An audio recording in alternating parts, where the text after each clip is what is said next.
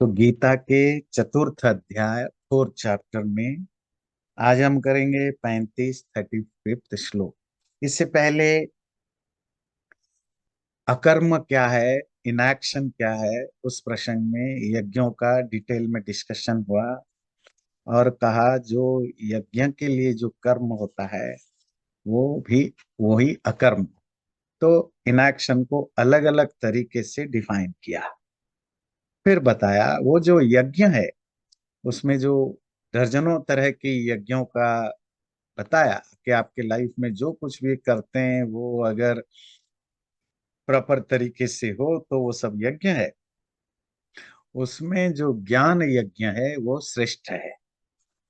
ज्ञान यज्ञ का अर्थ पढ़ना लिखना समझने को ज्ञान नहीं, जो रियलाइजेशन है ना, जो एनलाइटनमेंट है, आत्मज्ञान, वो सबसे श्रेष्ठ यज्ञ है।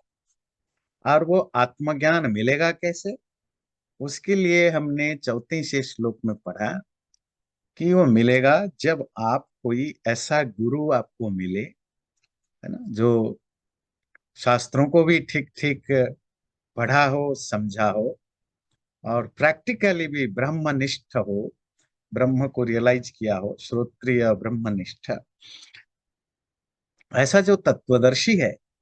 आपको उसके सेवा करनी है, उसको प्रणाम करना है, उसके साथ डिस्कशन, डिलिब्रेशन, विचार, क्वेश्चन आंसर करना है।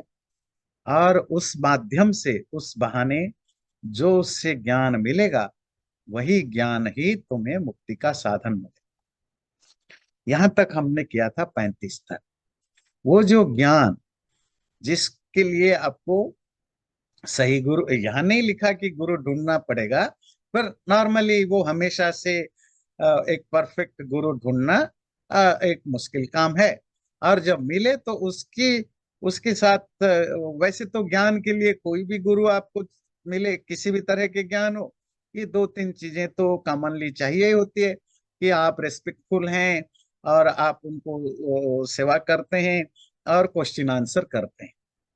वो ज्ञान मिलने से होगा क्या, आगे की जो श्लोक है उससे रिलेटेड। यज्ञात्वा न पुनर्मोह मेवं यास्यसि पांडव येन भूतान्यशेषेण द्रक्ष्यस्यात्मन्यथो मयि।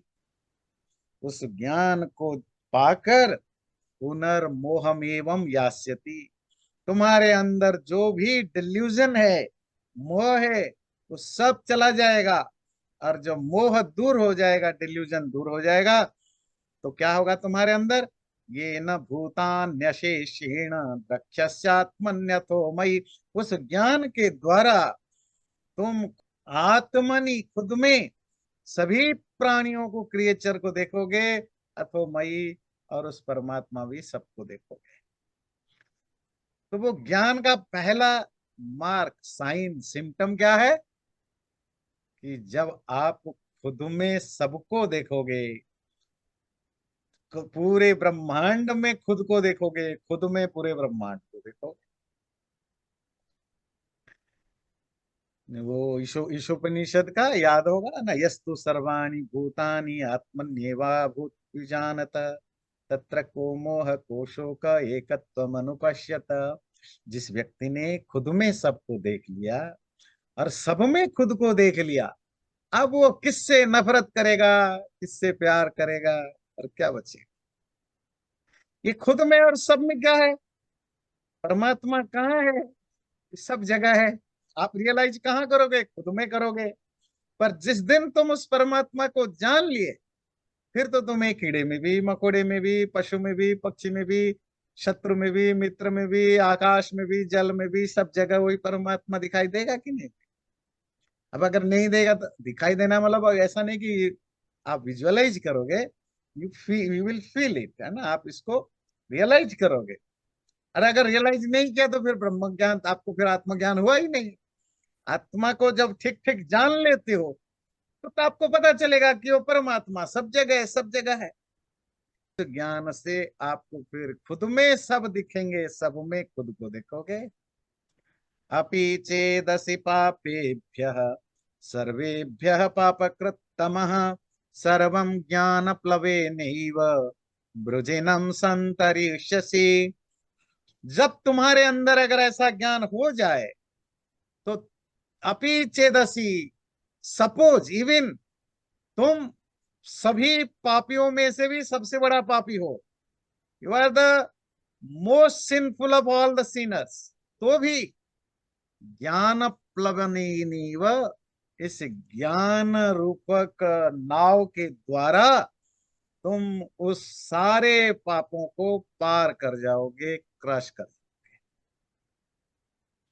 तुम कितने बड़े भी पापी हो, दुनिया का सबसे बड़ा पापी, अगर ये ज्ञान तुम्हारे अंदर आ गया तो फिर तुम्हारे वो सारे पापों से तुम छूट जाओगे। कोई पापी रहा है पास्ट में जिसको कृष्ण कह रहे हैं तुम कितना भी बड़े पापी रहे हो, पर ये ज्ञान हो जाए सारे पाप नष्ट, पापों से तुम दूर हो जाओगे। ऐसे हमारे पास बहुत सारे एग्जाम्पल है जो बहुत दुष्ट थे, बहुत खराब थे, और किसी गुरु साधु महात्मा ऋषि मुनि के संबंध में आकर उन्होंने अपने आप को इतनी तपाया, इतनी तपस्या की, इतनी साधना की, वो ऋषि बन गए, मुनि बन गए, साधु बन गए, संत बन गए, रियलाइजिंग बन गए। तो पहली चीज होती है कि जब आप इस रास्ते पर आते हैं, आप कितने भी बड़ी पापी हैं वो पाप आपसे होना बंद हो जाता है।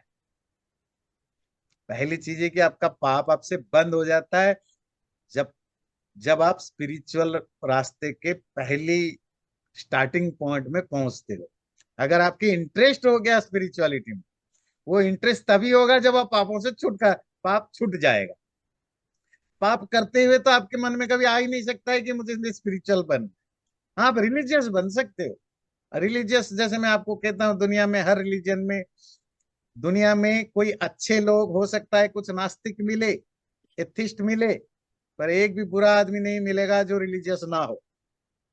बड़ा से बड़ा दुष्ट होना, पापी होना और रिलीजियस होना, ये दोनों के बीच में बहुत इंटरेस्टिंग कॉकटेल है। मिश्रण है, वो स्वाभाविक है। पर स्पिरिचुअल तो ऑल अबाउट चेंजिंग योरसेल्फ। जिस स्टेट में है उससे आपको रूपांतर करना है, आपको ट्रांसफॉर्म होना है। अगर आपने पापों को छोड़ा ही नहीं, फिर तो आप इस रास्ते पर सोच भी नहीं सकते हो। और जब आप छोड़ के इस रास्ते पर आने लगते हो, धीरे धीरे धीरे धीरे आप अपना शुद्धि, शरीर मन बुद्धि आदि की शुद्धि करते हो। जो भी आपने वेदांत वगैरह में पढ़ा, तपस्या साधना आदि के द्वारा अब आपका मन शुद्ध होता जाता है, शुद्ध होता जाता है। जो पुराने पाप किया वो फल आपको मिलेगा, पर अभी आपके मन शुद्ध होता जाएगा।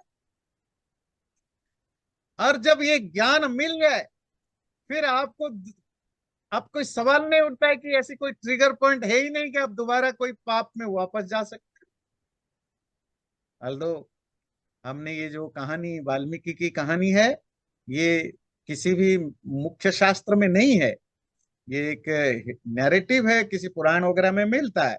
पर स्टिल आपको समझाने के लिए कि वाल्मीकि के बारे में जो कहानियां चलती है कि वो एक डाकू थे, जंगली डाकू, पता है ना।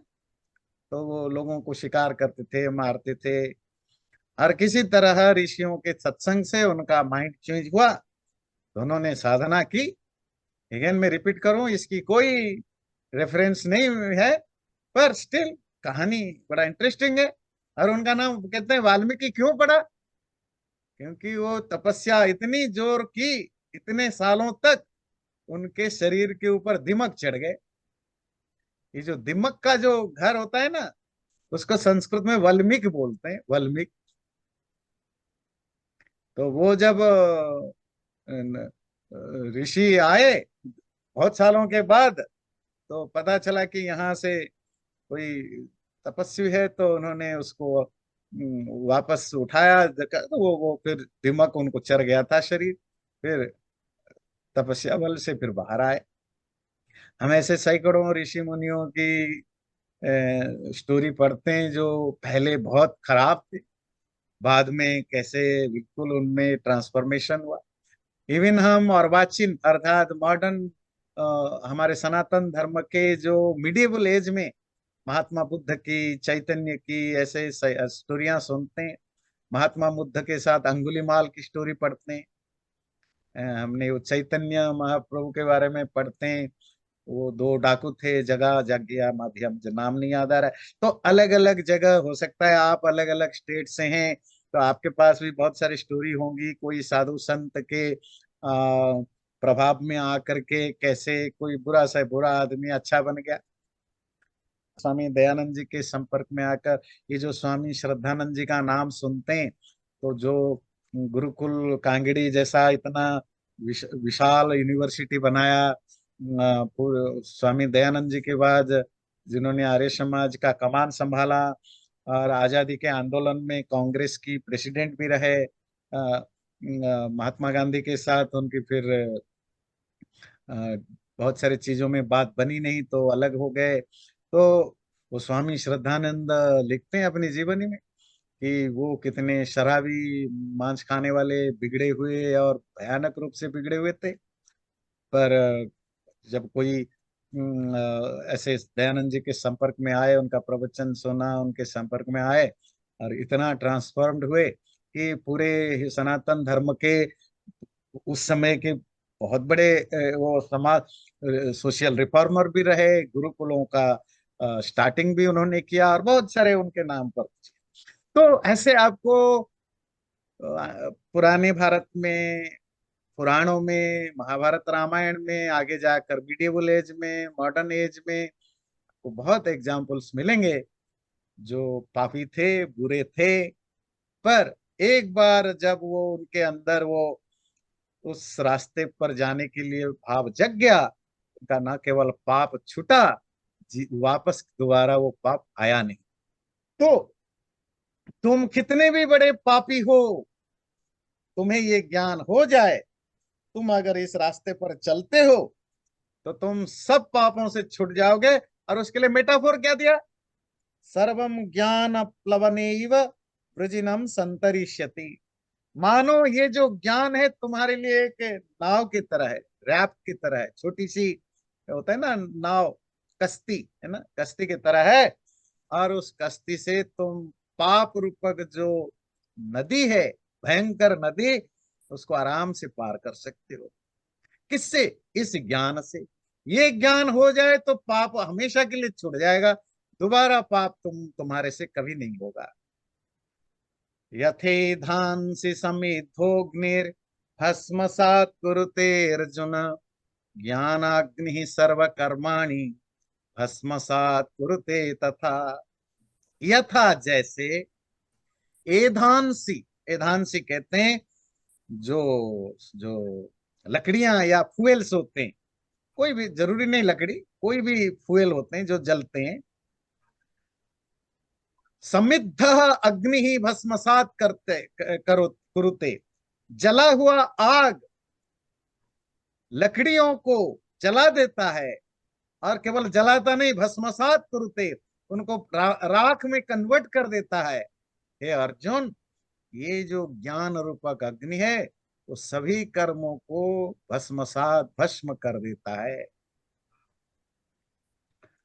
तो ज्ञान अगर आपकी जग जाए, मैं रिपीट करूं, मैं जब ज्ञान की बात कर रहा हूं उस ज्ञान की नहीं जो ज्ञान हम एक्सटर्नली लेते हैं। पर बाय द वे, ज्ञान कोई भी हो, वो आपको बुराई से बचाता है, अच्छाई की ओर लेता है ना। और कोई भी ज्ञान हो, वो आग ही होता है। स्पिरिचुअल नॉलेज तो है ही एब्सोल्यूट ज्ञान, जिसकी चर्चा हम करेंगे। पर इवन कोई भी ज्ञान हो, वो ज्ञान आपके दुख, दर्द, पेन, बीमारी, अब बहुत सारे चीजों को सही करने में हेल्प करता है। और उस ज्ञान से आपकी इल्यूजन, आपकी इग्नोरेंस रूपक, हमारी, हमारे से जो बुराइयां होती हैं, क्यों होती हैं? दो चीजें, दो तीन चीजें कारण है। जैसे वो पतंजलि लिखते हैं, अविद्या अस्मिता राग द्वेष अभिनिवेश, है ना। आपके सबसे पहला क्या है? इग्नोरेंस। दूसरा क्या है? उस इग्नोरेंस से पैदा होता है ईगो, है ना? ईगो ही सारा प्रॉब्लम का जड़ है। फिर आपकी लाइकिंग और डिसलाइकिंग, ये चाहिए है ना, ये अच्छा है ये बुरा है। फिर डर।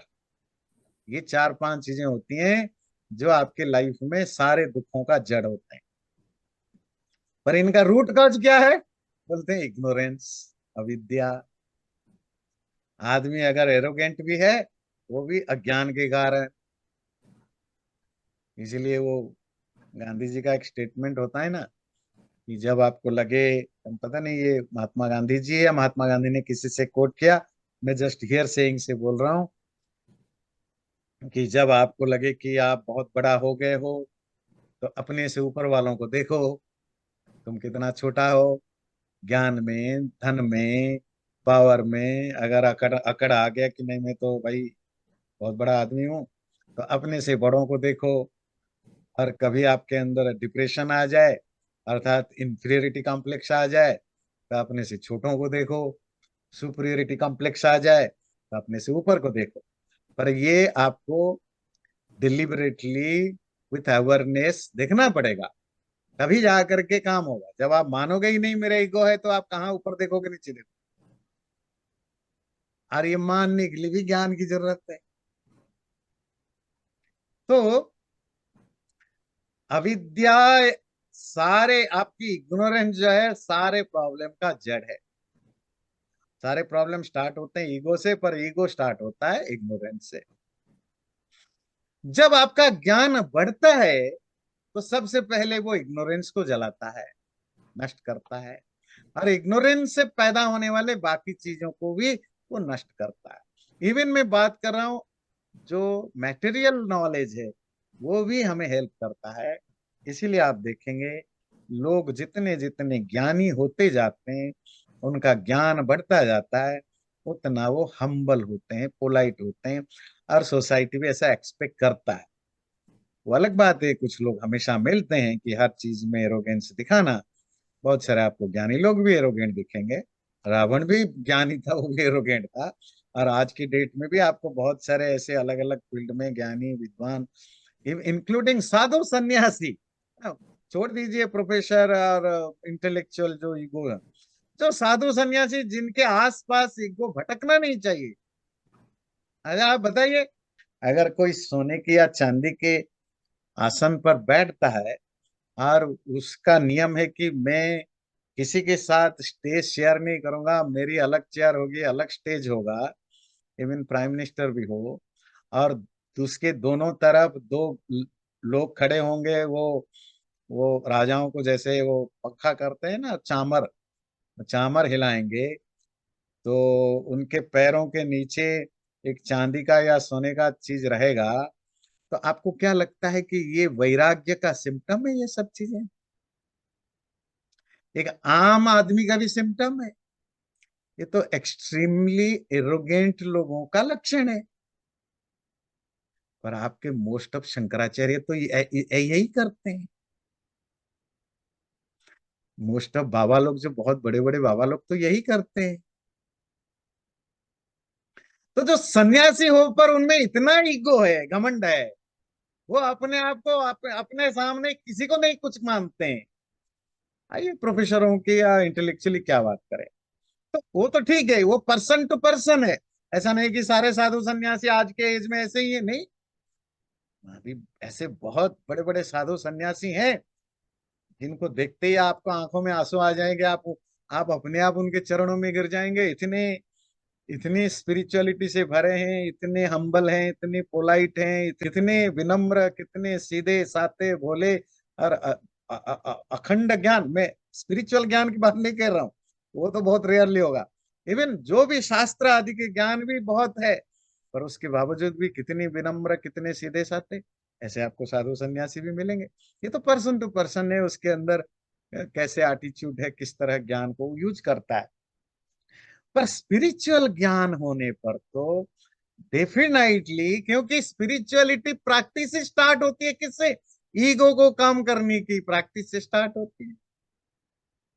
तो ज्ञान रूपक अग्नि के द्वारा जैसे आग लकड़ियों को जला के राख बना देता है, इसी तरह ये ज्ञान रूपक अग्नि हमारे अंदर की सारे बुराइयों को, सारे कर्मों को जला के राख कर देता है। ये कर्मों को राख करने का क्या मतलब है? जब आप आत्मज्ञानी बन गए, आप कोई भी काम करें, वो काम अब काम नहीं होगा, क्या होगा? अकाम हो जाएगा। जो आप अभी तक 25-30 श्लोक में पढ़ रहे थे, अकाम किसको कहते हैं? अकर्म, इनएक्शन। वो सब एक्शन इनएक्शन में कन्वर्ट होते जाएंगे। तो जब एक्शन इनएक्शन में कन्वर्ट हो रहा है, तो अब जल के राख हो गए ना, तो बचा ही नहीं फिर। इसी को आप योग दर्शन में दग्धबीज कहते हैं। पर ये कब होगा? जैसे जैसे आपकी इंटरनल नॉलेज बढ़ता जाएगा, वैसे वैसे आपके कर्म भी अकर्म में कन्वर्ट होते जाएंगे। आपकी बुराइयां, आपकी संस्कार, आपकी सबकॉन्शियस मेमोरीज धीरे धीरे जलते हुए भस्म होते जाएंगे। और जब पूरी तरह आत्मज्ञान हो जाए तो बस राख ही राख है, कुछ बचेगा ही नहीं। अगला श्लोक है, ये देखिए, पहले शुरू कहां से हुई? कर्मयोग से। और उसको यज्ञ के रूप में मेटाफोरिकली यूज किया। फिर यज्ञ में बोला ज्ञान यज्ञ सबसे श्रेष्ठ है। अब ज्ञान की चर्चा चल रही है कि ज्ञान की क्या इंपॉर्टेंस है, क्या सिग्निफिकेंस है, उसकी चर्चा चल रही है। अगला श्लोक, नहीं ज्ञानी न सदृशम पवित्रमिह विद्यते तत्स्वयं योग संसिद्ध काले नात्मनि विन्दति। ज्ञान के समान पवित्र, प्यूरिफायर, किसी को प्यूरिफाई करने की दुनिया में जितने भी चीजें हैं, जो चीजों को क्लीन करते हैं, प्यूरिफाई करते हैं, उनसे सबसे बड़ा कोई प्यूरिफायर मशीन है, वो ज्ञान है। उससे बड़ा प्यूरिफायर मशीन कुछ है ही नहीं। इसीलिए है अर्जुन, योग संसिद्ध, अपने लाइफ में उस योग में परफेक्शन ला करके काले न टाइम के साथ आत्मनि विंदती, अपने आप को पा जाओ। ज्ञान से बढ़कर प्यूरिफाइंग मशीन और कुछ हो ही नहीं सकता। कौन कौन वैसे प्यूरि नेचुरली कौन कौन चीजें आपको प्यूरिफाई करते हैं? पानी, है ना। हम मोस्टली हम पानी को यूज करते हैं साफ करने के लिए। वायु, एयर से भी साफ होता है चीजें, मिट्टी से भी साफ होते हैं, बहुत सारी चीजें आग से भी साफ होते हैं। जो मेटल्स वगैरह होते हैं आग में तपा कर शुद्ध करते हैं। और आजकल बहुत सारे ऐसे केमिकल्स आ गए हैं, आप चीजों को प्यूरिफाई करते हैं। सपोज आप लोहे को प्योर बनाते हैं, उसमें आग में डालते हैं या कुछ उसमें केमिकल्स डालते हैं। आपका पर्पस क्या है? कि लोहे के अंदर जो भी फॉरेन एलिमेंट्स हैं, उन सबको हटा दिया जाए, ये जो शुद्ध लोहा, जो प्योर लोहा है, वो बचा रहे। फिर आप अपने हिसाब से उसमें अपनी प्रैक्टिस के लिए जब शुद्ध लोहा बन गया, फिर आप उसमें और कुछ मिलाते होंगे, दैट्स अप टू यू, आपको उसमें किस तरह यूज करना है। सोने को तपाया जाता है, तपाया जाता है, उसको पहले पूरी तरह शुद्ध किया जाता है, 24 कैरेट में कन्वर्ट किया जाता है, उसमें जो फॉरेन एलिमेंट्स हैं उनको हटाया जाता है। फिर वो सोना बनने के बाद फिर आपको उससे जो भी बनाना है, फिर आप उसमें कुछ मिलाना है, वो करना है, तांबा मिलाना, चांदी मिलाना, जो भी मिलाना है, आप उसको कितने, वो अलग चीज है। तो दुनिया में बहुत सारी चीजें हैं जो आपको क्लीन करते हैं, प्यूरिफाई करते हैं। आजकल तो बहुत सारे क्लीनिंग मशीन हो गए। देखो, गाड़ी धोने की मशीन है, कंप्यूटर साफ करने की मशीन है, इसकी मशीन है, बर्तन धोने की मशीन है। अब पता नहीं आजकल वो होता होगा कहीं कि इंसान का भी अब नहाना धोना नहीं, बस चले जाओ गाड़ी की तरह, किसी के नीचे खड़ा हो जाओ, बस आपको खड़ा होना है, और 5-7 मिनट में वो साबुन फाबुन शैम्पू सब हो जाएगा, क्लीन हो जाएगा, और करके आप बाहर आ गए जी, बस आ गए जी। हो सकता है ये मशीन कहीं बना होगा, मुझे पता नहीं, जापान फापान, जो साउथ कोरिया जैसे देशों में जहाँ काफी इनोवेटिव चीजें होती रहती है, हो सकता है वहाँ ये हो गया हो। तो सफाई की सब जगह आजकल मशीनें आ गए। चीजों को साफ करने के लिए। पर ये गीता कहता है अगर सबसे बड़ा कोई प्यूरिफाइंग मशीन या प्यूरिफायर है तो वो तो जो फिल्टर करता है ना, हाँ आपके पानी पीने के लिए भी आप फिल्टर यूज करते हैं, वो ज्ञान है। तो ज्ञान होने से क्या होता है, क्यों प्यूरिफाई हो जाते हैं?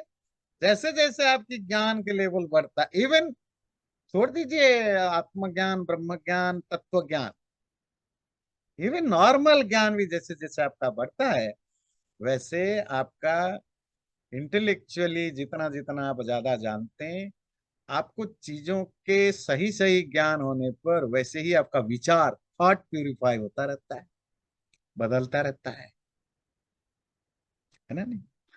तो देखिए आज से 50-60 साल पहले या 100 साल पहले जो सोशल जस्टिस के बारे में हम कितना इग्नोरेंट थे, और जाने अनजाने में लोग स्लेवरी को, किसी को नहीं लगता था कि एक इंसान को आप इस तरह टर्चर करके रखते हो, कितना पाप करते हो, नहीं समझ में आया।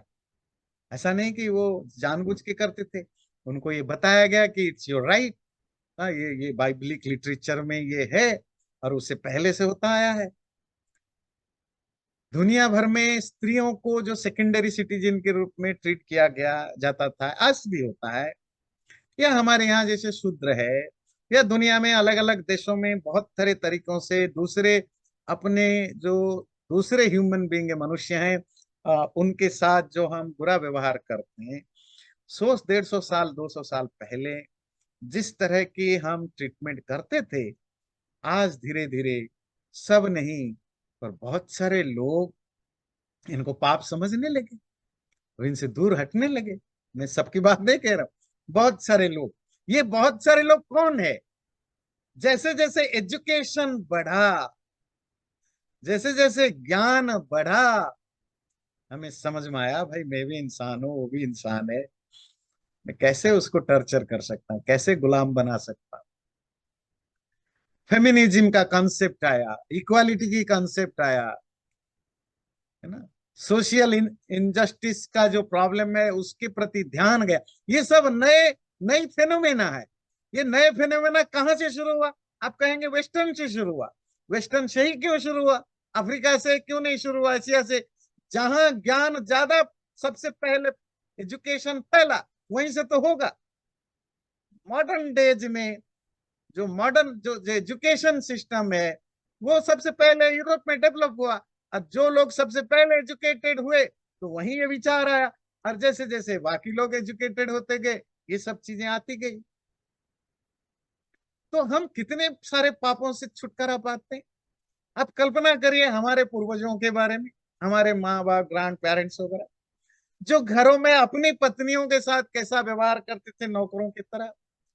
क्यों जी? पति परमेश्वर है।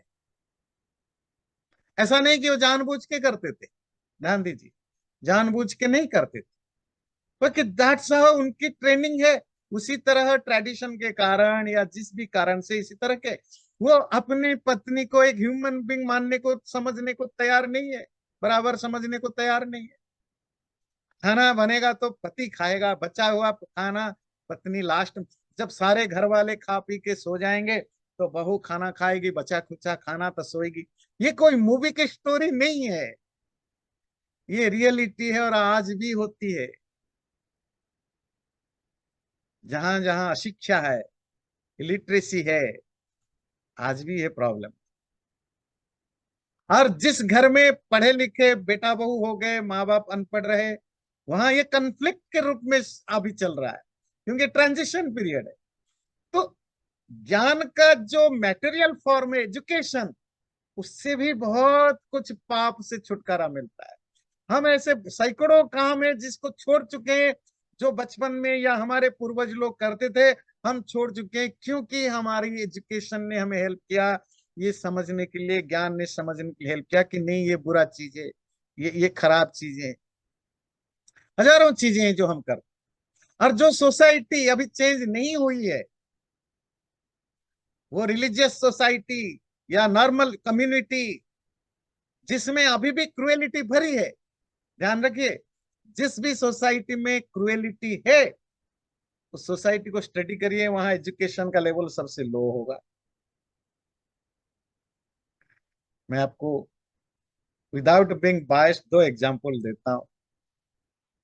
पहले इस्लाम मुस्लिम कम्युनिटी देखिए, वो साउथ साउथ एशिया में हो, अरब में हो, जहां भी हो, वहां आज भी मिडिएवल लाइफ, पत्नियों को टर्चर करना, जो जानवरों को, ये हलाल क्या चीज होता है? मतलब तड़पा तड़पा तड़पा तड़पा करके मार के खाना। ठीक है, ये जो हलाल है, ये बाइबल में है। ये स्टार्ट होती है ओल्ड टेस्टामेंट में, फिर न्यू टेस्टामेंट में आता है, फिर कुरान में आता है।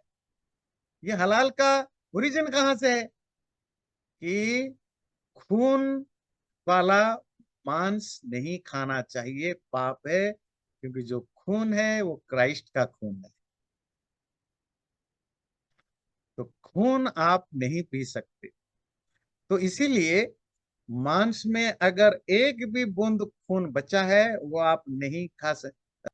तो इसीलिए खून को पूरी तरह निचोड़ने के बाद मांस खाओगे। हलाल क्यों किया जाता है? आप में से जोड़े कमजोर दिल वाले तो ना, माफ करिएगा, क्योंकि कभी कभी क्रुएलिटी की बात हम कर लेते हैं। तो हलाल में प्राणी को एक साथ नहीं मारा जाता, क्योंकि उनका मानना है कि हल्की सी काटो तो वो खून धीरे धीरे धीरे निकलेगा, और और प्राणी क्योंकि जिंदा है तो खून फ्लो करता रहेगा। अगर आपने एक साथ मार दिया तो वो जल्दी मर जाएगा, मर जाने के बाद खून ठीक हो जाएगा, तो पूरे खून नहीं निकल सकते। ये कॉन्सेप्ट है, ये ओल्ड टेस्टामेंट में, न्यू टेस्टामेंट में, कुरान। पर क्रिश्चियन वालों ने हलाल करना क्यों बंद कर दिया? क्योंकि क्रिश्चियनिटी यूरोप गया, यूरोप के लोग एजुकेटेड हुए, एजुकेशन के साथ अपने रिलीजन में आने वाले बहुत सारे चीजों को भी उन्होंने छोड़ दिया। पर इस्लाम नहीं छोड़ पाया, क्योंकि इस्लाम अभी भी उस एरिया में है जहां एजुकेशन नहीं है, और Islam by itself is anti education. बात समझ में आती है? हम आपको दूसरा एग्जाम्पल देते हैं, अपनी एग्जाम्पल। हमारे यहाँ बलि प्रथा मिडिएबल एज में स्टार्ट हुआ, बलि समझते हैं, खास करके तंत्र के इन्फ्लुएंस से। जहां जहां तंत्र का इन्फ्लुएंस बढ़ा, और स्पेशली सनातन धर्म में तंत्र की एंट्री होती है किसके थ्रू? जो शाक्त परंपराएं हैं। शाक्त मतलब जो भगवान को देवी के रूप में पूजते हैं, दुर्गा, स्पेशली दुर्गा, काली, सती, इस रूप में पूजते हैं।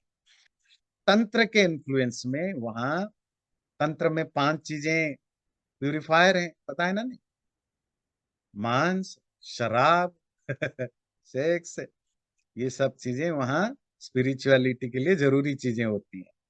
तो वो मांस इसी बहाने एंटर किया, और देवी के सामने बलि चढ़ाना शुरू हुआ। पशु पक्षियों का नहीं, इंसान तक का भी बलि चढ़ाना शुरू हुआ। फिर यज्ञ में भी बलिदान का ट्रेडिशन शुरू हो गया, है ना? नहीं, भारत में ऑलमोस्ट आज के डेट में 95% जो बलि, अगर उस समय 100 अगर माने, तो पिछले 30-35 साल में ही तो ऑलमोस्ट 90-95% बलि बंद हो गए। कोई गवर्नमेंट के रूल के कारण नहीं, सोशल अवेयरनेस आया, लोगों ने मूवमेंट चलाया, तो बंद होते गए। पर हमारे पड़ोसी नेपाल है, हिंदू देश है, आज वहां बलि भयानक रूप से होती है। भारत में भी अभी है, कुछ कुछ जगह है, पर अब रेयर हो गया। उनका एक 3-4 साल में एक फेस्टिवल होता है। ये जो तराई एरिया है, तराई एरिया मतलब जो लोग नहीं समझते हैं, नेपाल की जो जो नॉन पहाड़ी एरिया है, जो भारत की बॉर्डर से सटा हुआ है, बिहार यूपी से सटा हुआ है, उसको तराई एरिया कहते हैं। विराटनगर और वो आदि आदि जो होते हैं, वहाँ आप गूगल करके देख सकते हैं। मेरे ख्याल से हर दूसरे साल या चौथे साल एक फेस्टिवल होता है। उस फेस्टिवल में अभी 2-3 साल पहले हुआ था, इंटरनेशनल मीडिया में भी था।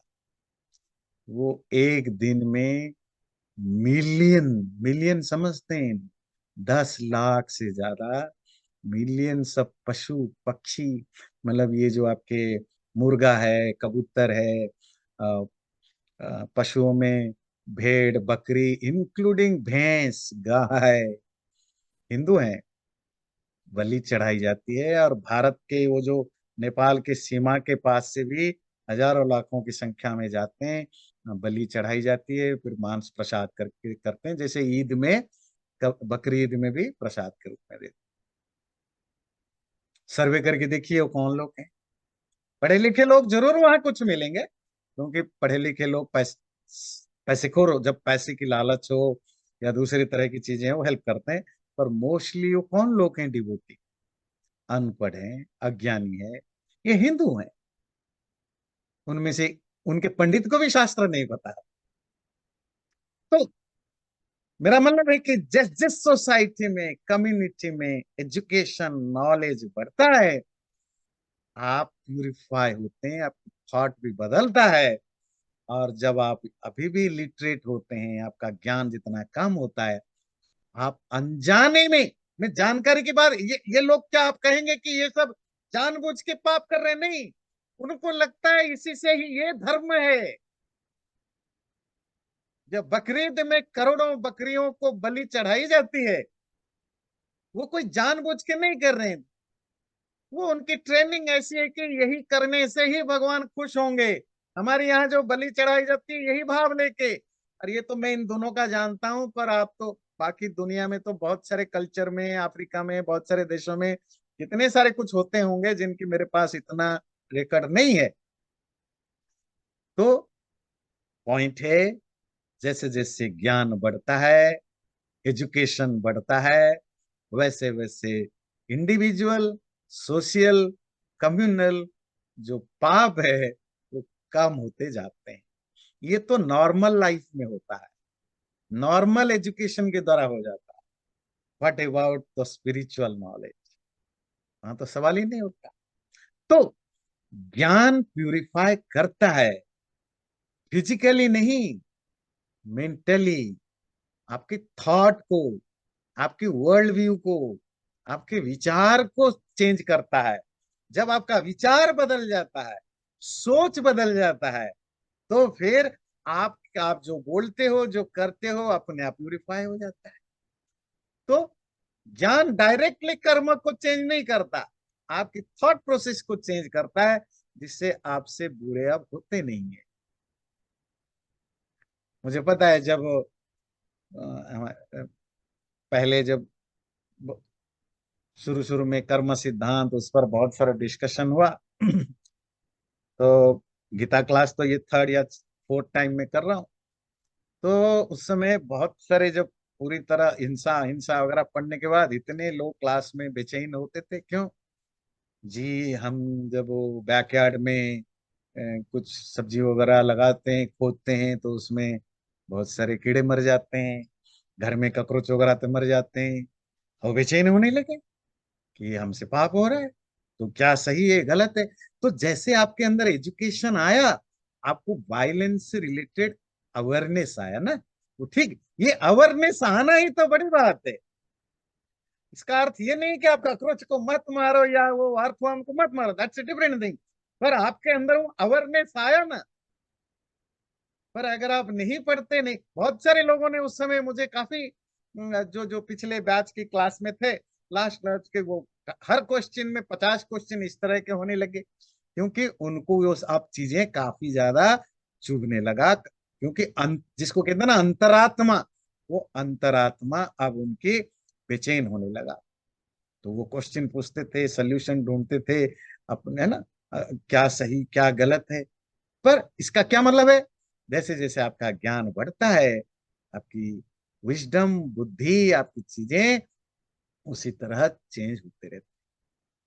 और जब आप स्पिरिचुअल ज्ञान पर आ जाते हैं, फिर तो फिर तो आपकी पूरी लाइफ ही ट्रांसफॉर्म्ड हो जाता है। फिर तो माइंड, इंटेलेक्ट, बॉडी सब कुछ चेंज हो जाता है।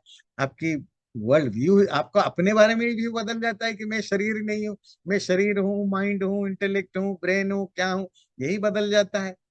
तो इसीलिए ज्ञान से बड़ा प्यूरिफायर पवित्र कुछ नहीं हो सकता। हाँ, आगे सेकंड लाइन कहा, तत्स्वयं योग संसिद्ध। इसीलिए है अर्जुन, तुम उस योग पर सिद्ध करके, योग पर सस्टेन्ड होकर के, स्टिक करके, काले ना टाइम के साथ आत्मनिविंदति, खुद को खुद में पा जाओगे। श्रद्धावान लभते ज्ञानम तत्पर संयतेन्द्रिय, ज्ञानम लब्ध्वा पराम शांति मचिरेणाधिगच्छति। अब ज्ञान कैसे मिलेगा?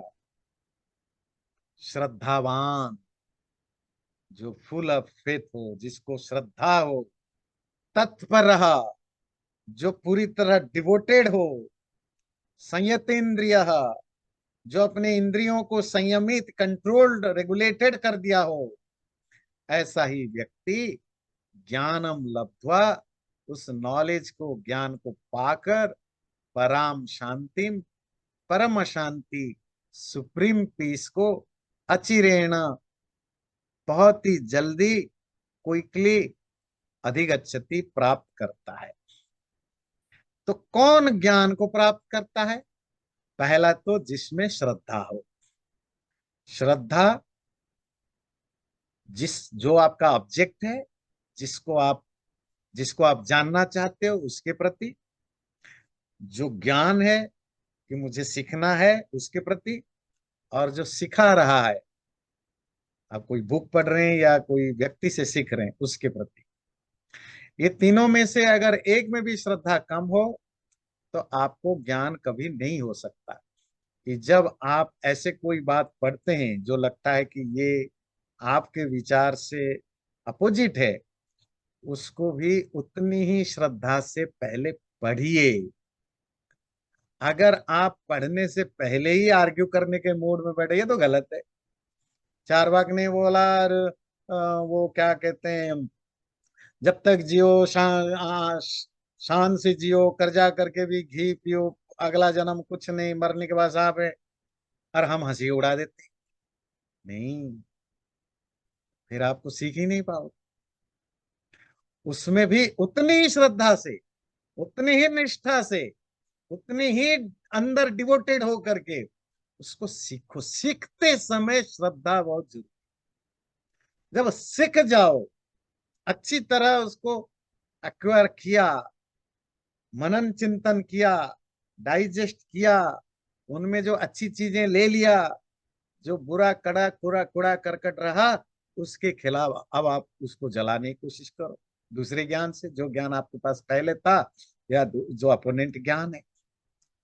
पूर्व पक्ष को भी समझते समय उतनी ही निष्ठा, उतनी ही श्रद्धा, उतनी ही भक्ति की जरूरत है। अब जब नया नया कंप्यूटर आया, तो भारत में जो 40 के पार हो गए थे, 35 के पार हो गए थे, उनके लिए तो मुश्किल था। तो उनको कहा गया, भाई कंप्यूटर सीखो। अब बहुत सारे जाते थे, क्या ये, जैसे तैसे पढ़ के डिप्लोमा ले गए, कुछ आता जाता नहीं, सरकार ने रूल बना दिया, आना पड़ेगा, ले गया। फिर ऑफिस में जाके ड्रामा करते थे, अरे क्या इस एज में हमसे तुम यही कराओगे। पर उस समय भी 70 साल के, 80 साल के लोग थे, जो श्रद्धा भाव से कंप्यूटर को सीखा, सीखा, तो उनको उसको बेनिफिट मिला। तो कोई भी ज्ञान पाना चाहे ना, आगे जाकर उस ज्ञान को, आप ज्ञान का खंडन करना है, तो भी जब सीख रहे हो, जो सिखा रहा है, पहले तो ये मेक श्योर कर दो, या हाँ, या तो मेक श्योर पहले कर दो कि ये आदमी ठीक सिखाता है कि गलत सिखाता है। और अगर एक बार आपने चूज कर लिया, नहीं इसी व्यक्ति से सीखना है, फिर वो जो सीखा है तो श्रद्धा रखो, और जो सीख रहे हो, अच्छा है बुरा है, उसको भी उतनी ही तन्मयता से, उतनी ही डीपली सीखो।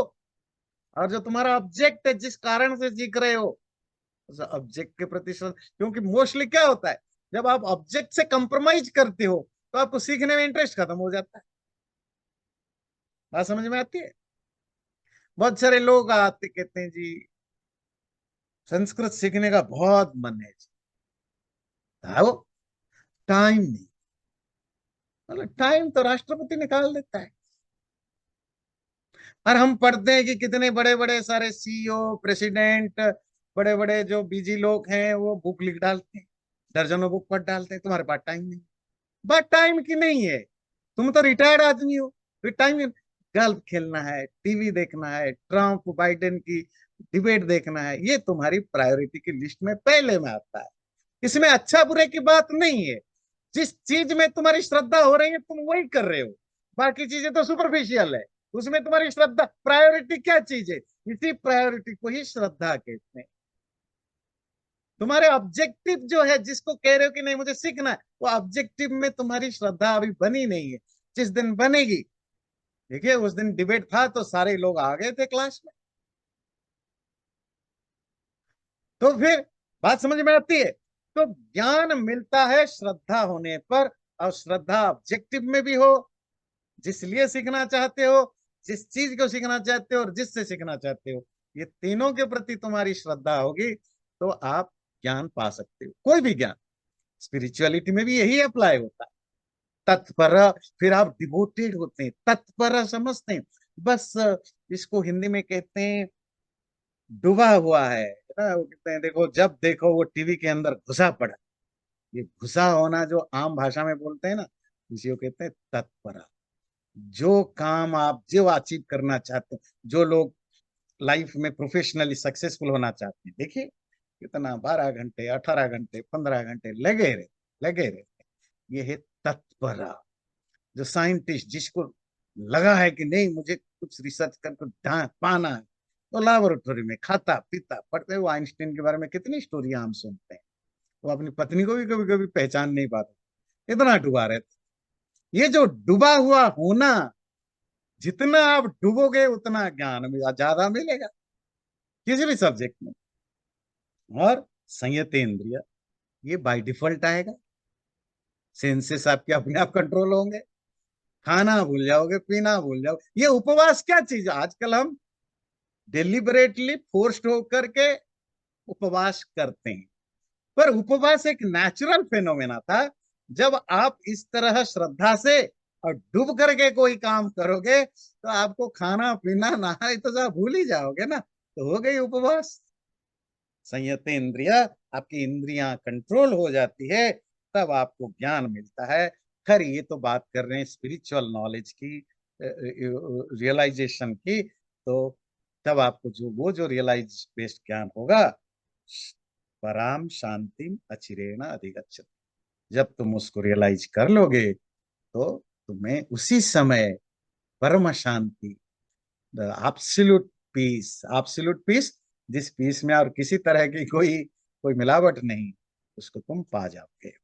चैनल को सब्सक्राइब जरूर करें और वीडियो अच्छा लगे लाइक भी जरूर करें।